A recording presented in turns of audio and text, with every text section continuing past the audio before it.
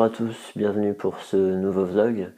Alors aujourd'hui je vous accueille en tenue domestique, donc en jogging ou en pyjama comme diraient mes filles, parce que pour ceux qui vont regarder cet épisode dans quelques mois ou quelques années, je l'ai enregistré en pleine période de confinement dû au Covid-19. Oui, voilà, donc il nous arrive un truc assez étrange en ce moment. Je dois avouer que moi au départ quand j'ai entendu parler de cette histoire d'épidémie, tout au début, je me suis dit voilà, on prend des mesures peut-être un peu exagérées et la façon dont on est habitué à réagir à la surmédicalisation par rapport aux pathologies qu'on peut voir en kiné, euh, du moins certaines et en kiné musculo-squelettique, la problématique de la surmédicalisation a eu tendance à me donner une première réaction comme ça, de me dire est-ce qu'on n'est pas en train de surréagir. Et après avoir pris du recul, avoir discuté, échangé avec des médecins, avec d'autres professionnels de santé, eh bien il s'avère que pas du tout.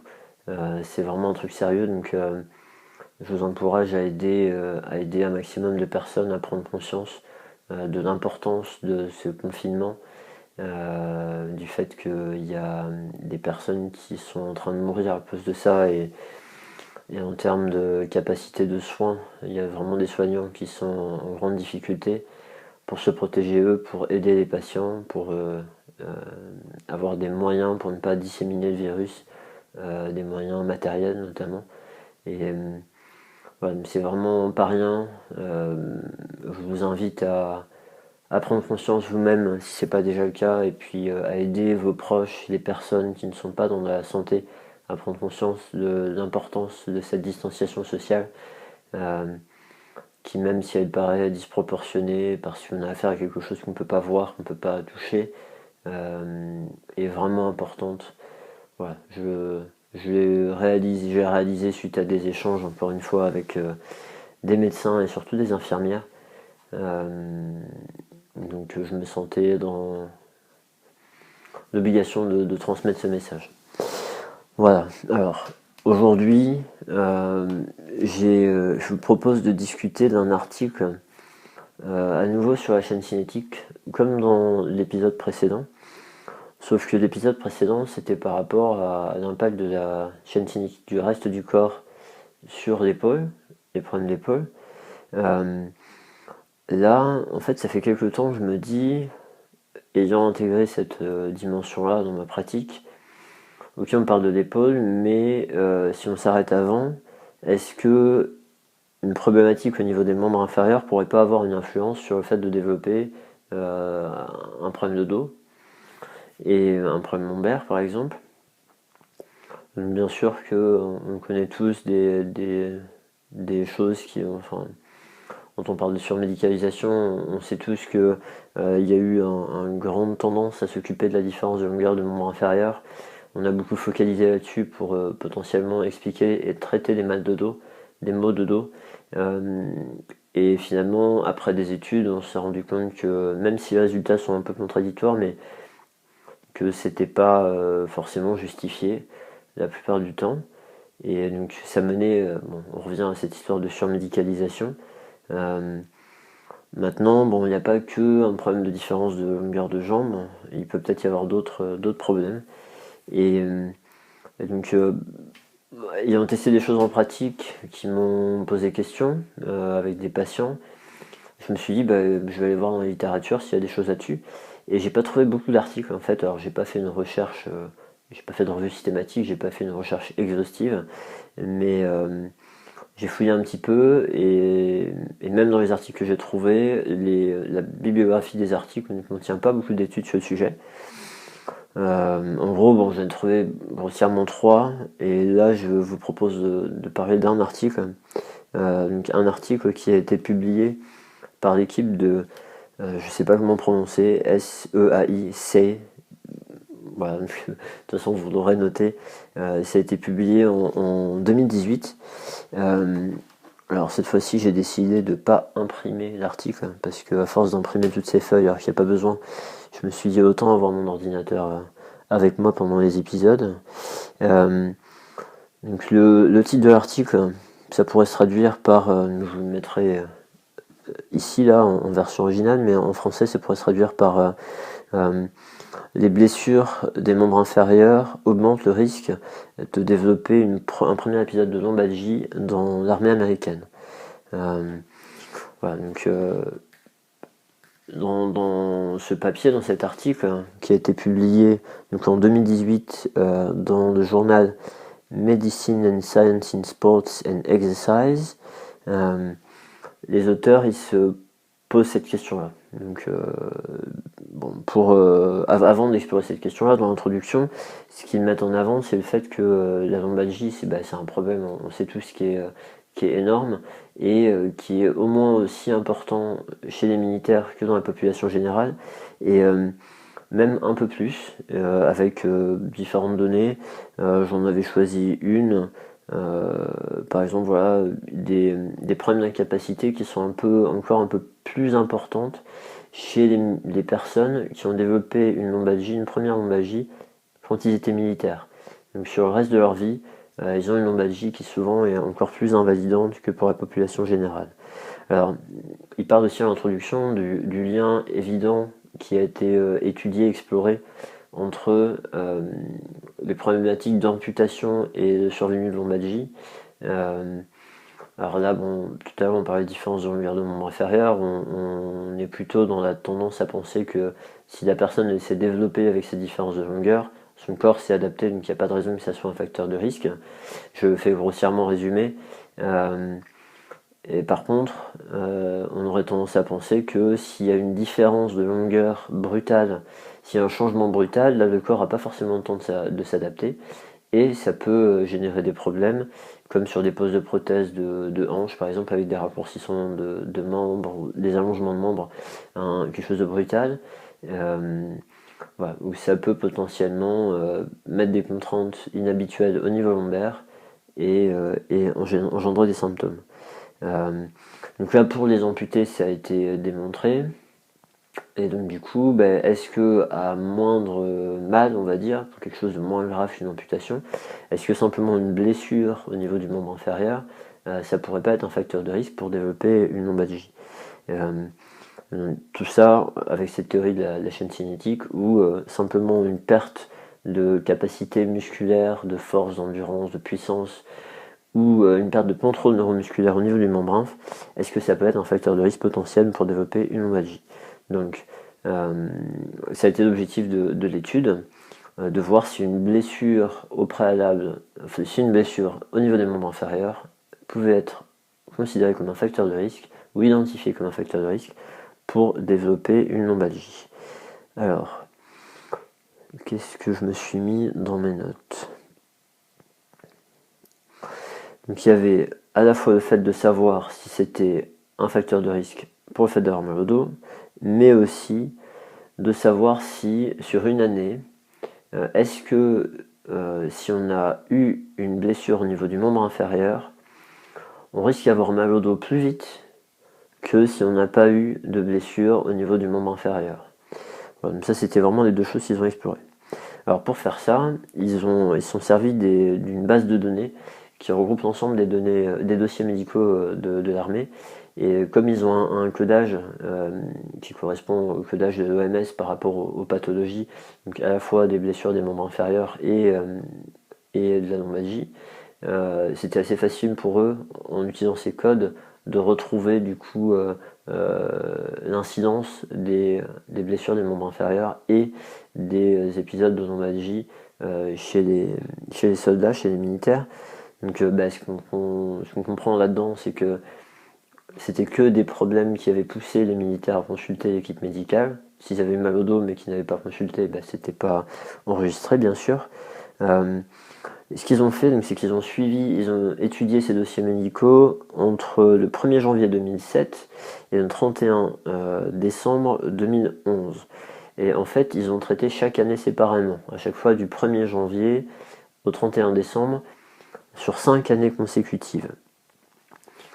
Chaque fois, donc à chaque année, ils remettaient les compteurs à zéro, et tous les militaires qui avaient déjà eu un problème de dos, traités pour un problème de dos, ou traités pour une blessure des membres inférieurs, ils étaient exclus de l'analyse à chaque année. Et donc l'idée c'était d'avoir une sorte de suivi prospectif. Alors c'est ça qui est pas très clair, c'est qu'en fait ils ont consulté des dossiers médicaux, ça ressemble plus à une analyse rétrospective de données, et après ils parlent de suivi prospectif des soldats. Bon. Et donc à partir du 1er janvier, il y avait un suivi de chaque militaire, et jusqu'à ce que soit il fasse un épisode de lombalgie, soit il arrête sa carrière de militaire, il prenne sa retraite de militaire, soit il arrive au 31 décembre. Et donc chaque soldat, l'analyse était faite, donc là c'est un peu des stats, c'est un peu complexe, j'ai pas envie de rentrer en trop de détails, de risquer de vous embrouiller et de m'embrouiller tout seul d'ailleurs, mais l'idée c'était de calculer une incidence, donc en fait en termes de personnes temps blessées et personnes temps non blessées, donc pour avoir une incidence mensuelle. Et donc pour avoir ça, c'était l'incidence mensuelle, c'était le nombre de cas ayant eu une lombalgie sur le nombre de personnes totales, mais c'est pas des personnes, c'est des personnes temps. Et si j'ai bien compris, c'est des personnes mois. Donc en fait, pour une personne qui ne développait pas de lombalgie sur 12 mois, cette personne-là comptait pour 12 personnes mois. Donc, si une personne développait une lombalgie, admettons au mois d'avril, il comptait pour avril, donc 1, 2, 3 mois, 3 personnes mois sans lombalgie, puis le reste des mois, donc 9 mois, 9 personnes mois avec lombalgie. Voilà, bon, c'est un peu compliqué. Le principe en fait c'est de s'intéresser à l'incidence et d'arriver à calculer après un facteur de risque, de comparer les personnes qui ont eu un antécédent de blessure du membre inférieur et de comparer en fait l'incidence des lombalgies chez ces gens-là par rapport à ceux qui n'ont pas eu de blessure du membre inférieur. J'aurais peut-être dû dire juste ça, d'ailleurs ça aurait suffi. Alors, en moyenne, ils ont réussi à inclure 213 307 soldats chaque année, en moyenne. Donc pour avoir l'ensemble du nombre de soldats inclus, il faut multiplier par 5 sur les 5 années. Parmi tous ces gens-là, ils ont eu 11,5% des soldats qui ont développé une blessure du membre inférieur, on consultait pour ça, et 8,4% des soldats qui ont eu un épisode de lombalgie. Et donc c'était le premier épisode de l'année et pour la lombalgie, et à chaque année, donc je vous rappelle, ceux qui avaient eu un épisode de lombalgie ou de blessure du membre inférieur l'année précédente n'étaient pas inclus dans l'analyse de l'année suivante. Bon. Alors, au niveau des gens qui ont développé une lombalgie, ce qu'ils ont trouvé, c'est que les 3 quarts en nombre, c'était des hommes blancs peu gradés et avec un niveau de travail physique le plus important par rapport à leur poste au sein de l'armée.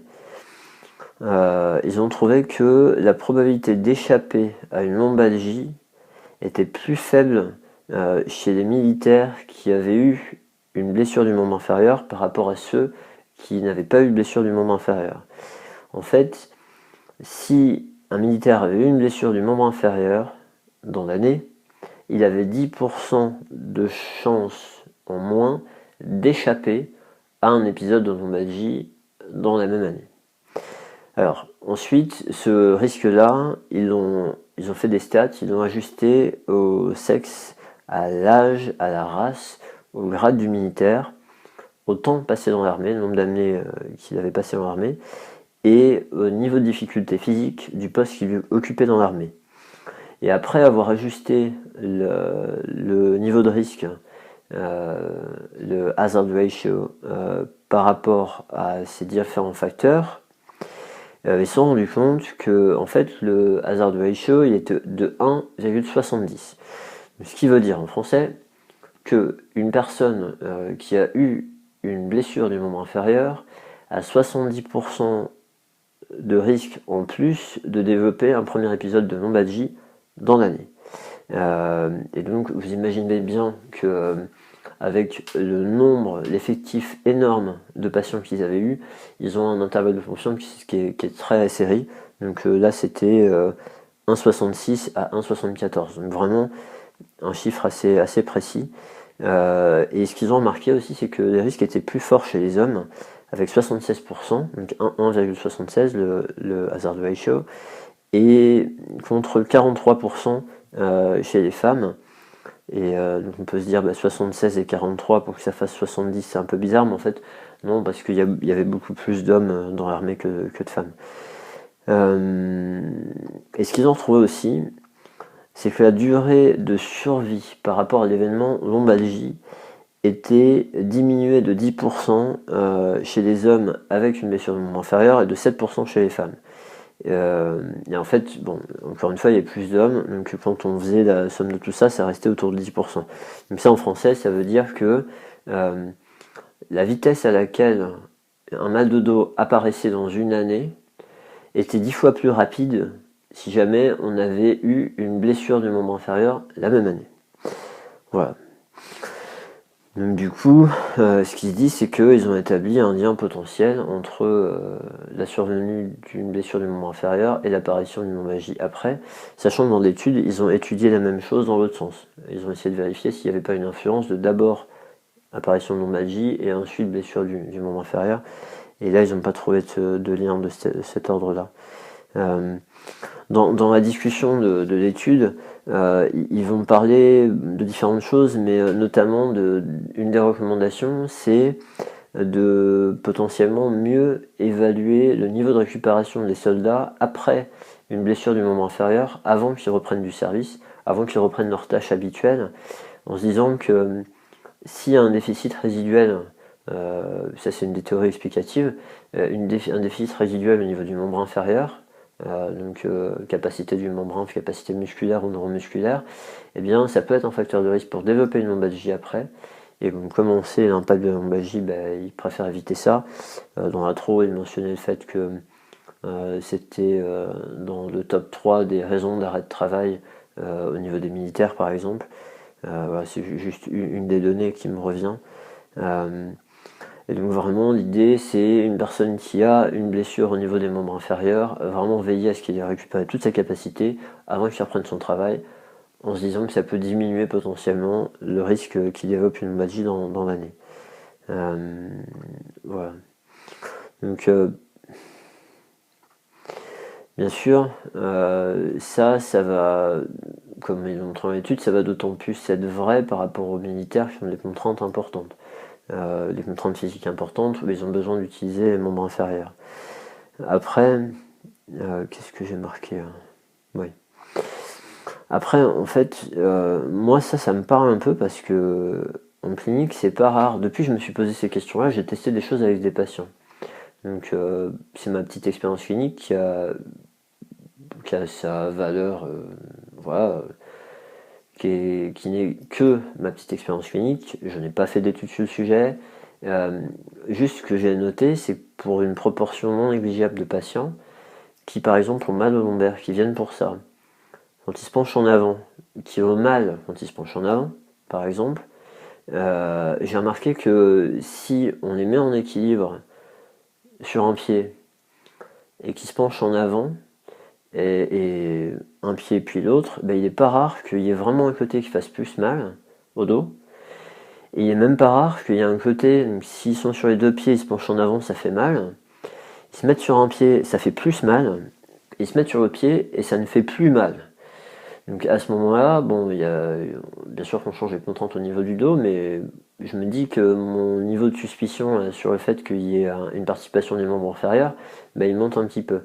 Et c'est pas rare que ces patients-là, quand on cherche des déficits ou des déficiences au niveau de leur membre inférieur, on retrouve vraiment une faiblesse quelque part, notamment alors soit en testant le membre inférieur dans son ensemble, soit en testant de façon plus analytique, en testant des groupes musculaires en isolation. Un déficit musculaire vraiment majeur, pas en comparaison de l'autre côté, pas un truc peut-être de vraiment quelque chose d'important. Et il m'est arrivé assez régulièrement d'avoir des patients où on pouvait soulager le mal de dos, mais dès qu'ils reprenaient certaines activités, les douleurs lombaires réapparaissaient. Et que pour ces gens-là, le fait de combler le déficit, de travailler le déficit qu'ils avaient au niveau du membre inférieur, leur permettait de reprendre leur activité sans redéclencher leur mal de dos.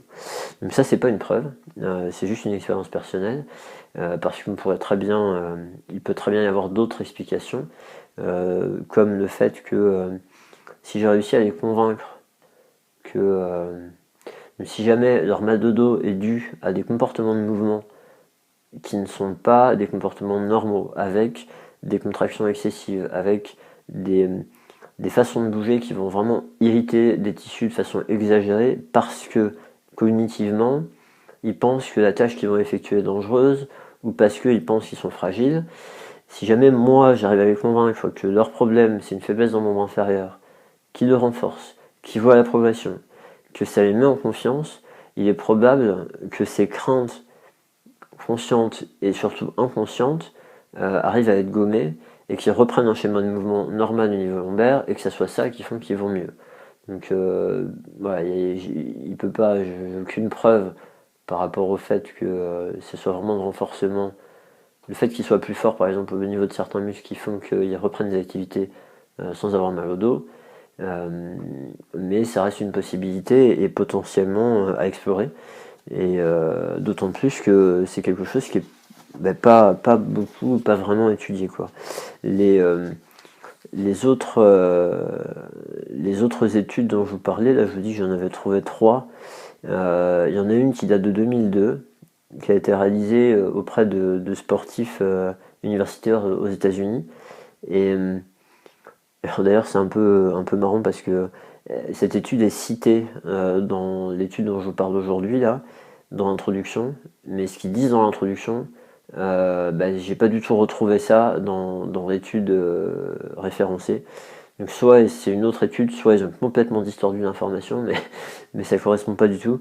Enfin, toujours est-il que dans l'étude là, avec les sportifs universitaires, ils ont fait un test de vitesse où il y avait des allers-retours à faire pendant 6 secondes, un truc comme ça, vraiment le plus rapide possible en touchant une ligne au sol et en allant plusieurs fois d'un côté à l'autre, et c'était chronométré.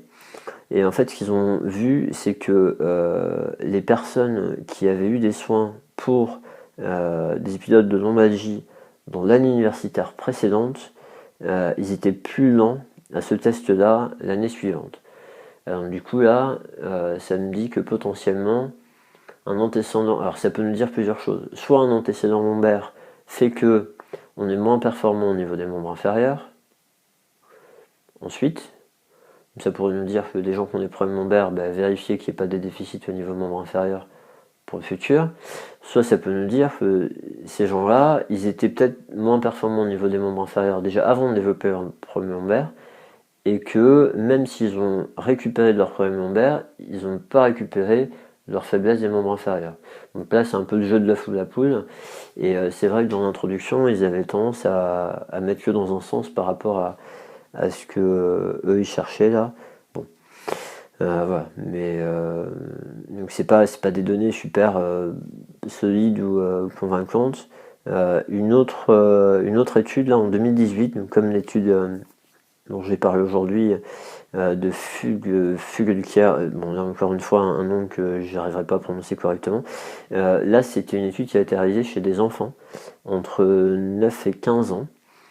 Et c'est des enfants, donc ils envoyaient des SMS aux parents, ça a été fait au Danemark. Ils envoyaient des SMS aux parents toutes les semaines pour demander si leur enfant avait eu cette semaine-là des douleurs au niveau des membres inférieurs ou des douleurs au niveau du dos et au niveau lombaire. Et voilà, ils prenaient ces données-là et donc à la fin, au bout d'un certain temps, ils les ont analysées. Et ils se sont rendus compte qu'il y avait une augmentation de la proportion de survenue des douleurs lombaires si les enfants avaient eu des douleurs au niveau des membres inférieurs dans les semaines qui précédaient.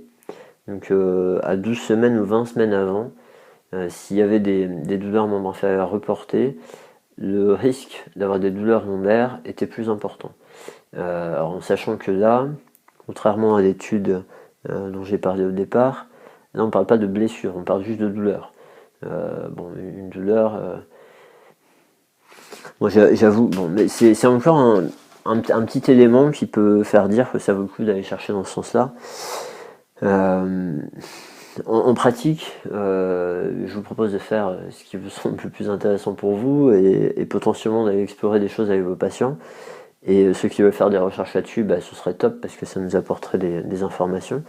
Euh, Maintenant, en pratique, la tendance pour moi, c'est de demander aux patients s'ils ont des antécédents au niveau des jambes, mais pas de leur dire est-ce que vous avez déjà eu mal à une jambe. Bon, ça nous arrive tous d'avoir des courbatures ou des choses comme ça. Plutôt fracture, entorse, voire tendinite, mais ayant entraîné notamment une immobilisation. Donc, on a encore des patients qui, il y a 10-20 ans, avaient une entorse et se retrouvaient à pas avoir le droit de poser le pied par terre pendant des semaines, avoir un plâtre, ce genre de choses, une chirurgie au niveau du membre inférieur, et qui ont pas forcément fait de la rééducation, donc n'ont pas récupéré leur capacité, ou parfois malheureusement qui ont fait de la rééducation mais qui n'ont jamais fait vraiment de renforcement, ou parfois elles en ont fait mais vraiment pas poussé.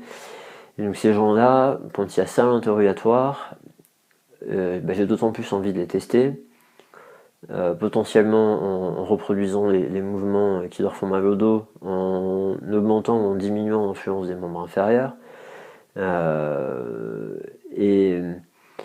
et ensuite en allant voir si on retrouve une faiblesse, une perte de contrôle, etc. Donc voilà, j'avais envie de partager cette chose-là avec vous parce que j'ai vraiment été surpris de la proportion de patients pour qui ça semblait y avoir quelque chose d'intéressant.